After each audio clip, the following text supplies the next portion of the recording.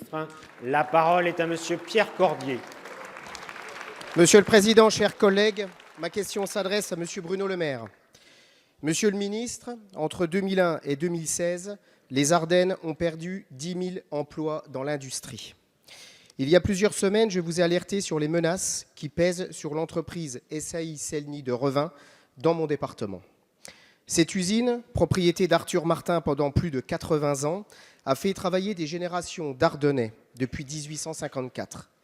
En 1976, 3600 personnes y travaillaient encore. En 2005, le site de Revin produisait plus de 4000 machines à laver par jour. Mais malgré ce succès, Electrolux annonce en 2010 la délocalisation de la production en Pologne.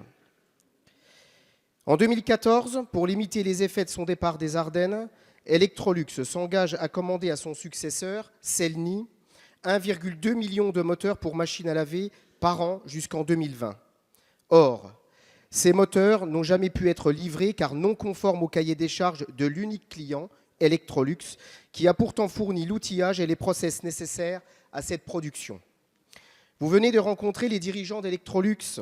J'ai moi-même rencontré mercredi dernier à Bercy, avec les représentants de l'intersyndicale et des élus locaux, le délégué interministériel aux restructurations d'entreprises. Ce que nous redoutions vient d'être annoncé, Monsieur le ministre. Electrolux ne versera pas les 6 millions d'euros pour compenser les moteurs qu'elle n'a pas acceptés en 2017. Monsieur le ministre, alors que nous sommes à la veille de Noël, les 181 salariés ne toucheront pas de salaire en décembre. Allez-vous intervenir auprès d'Electrolux pour que les engagements soient respectés? Allez-vous intervenir auprès des dirigeants de Celny pour que les fonds soient utilisés pour relancer l'activité et que le site ne ferme pas?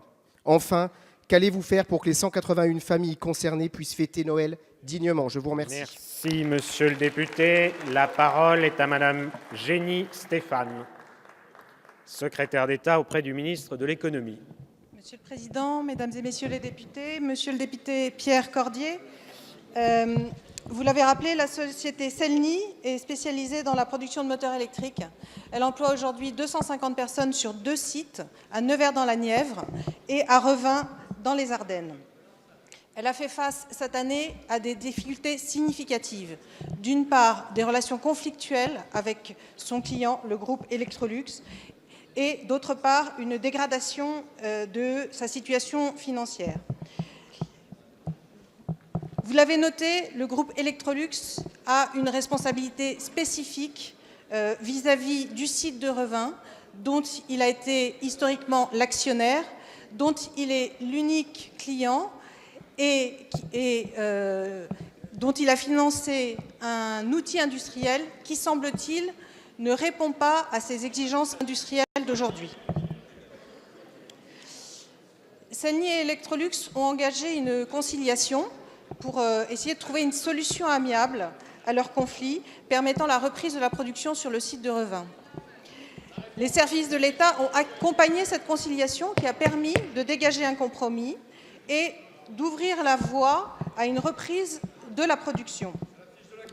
Ceci dit, pour que cette production puisse reprendre, il faut que Celny, maintenant, puisse stabiliser sa situation financière. La société a choisi de placer le site de Revin sous la protection du tribunal de commerce et, dans le cadre de cette procédure, Celny devra présenter un plan équilibré permettant d'envisager la poursuite de l'activité. Après avoir accompagné la conciliation, l'État reste particulièrement attentif et travaillera avec la société, ses actionnaires, ses partenaires financiers et les organes de la procédure dans le but de dégager une solution pour le groupe et pérenniser les emplois.